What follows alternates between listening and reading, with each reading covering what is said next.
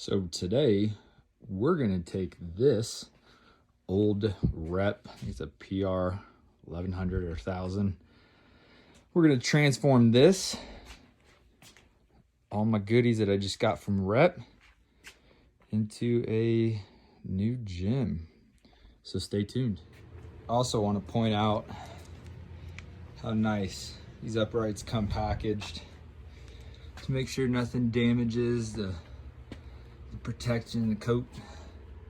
I've never ordered anything from any other company like Rogue or PRX, but I can tell you that Rep Fitness stuff is definitely high quality.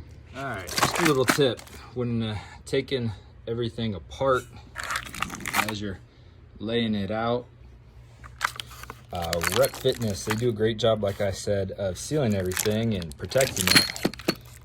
But when it comes time to take everything out, man, it is time consuming. You gotta rip the plastic, it's almost heat shrinked and sticky glued, each nut and bolt.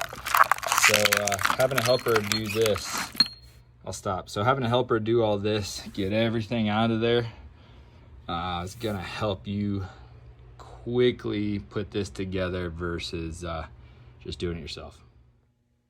All right, got the rack put up. Took me about 2 hours start to finish. I would tell you, if you have a impact gun, that's gonna help you out a ton. But this thing is beastly. The 6 post, I think it's the 41 or 40 inch depth there. Then of course the 16 in the back, that's where the Athena's rack will be going. And then look at it compared to this little dinky thing. Oh my gosh, can't believe I worked with this for like 5 years. Pretty excited. Just completed my first workout on my new PR4000 Athena. This thing is bad. This thing is sweet, dude.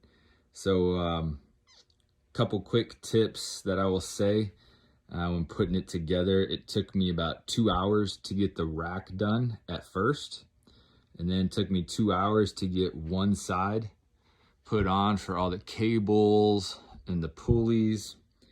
The other side, once I understood where everything went, took me about an hour. So all in all, it took me about 5 hours to set everything up, which isn't too bad. I did not get the extra weight.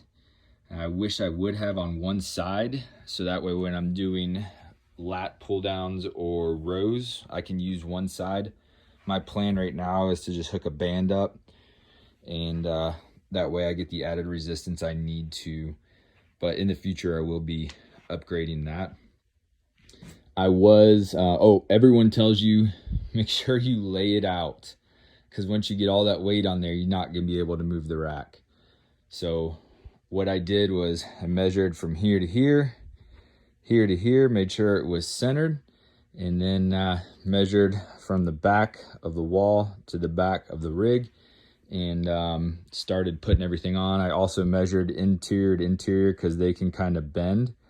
So I measured 41, 41 all the way through, and I did that before I put all my weights on.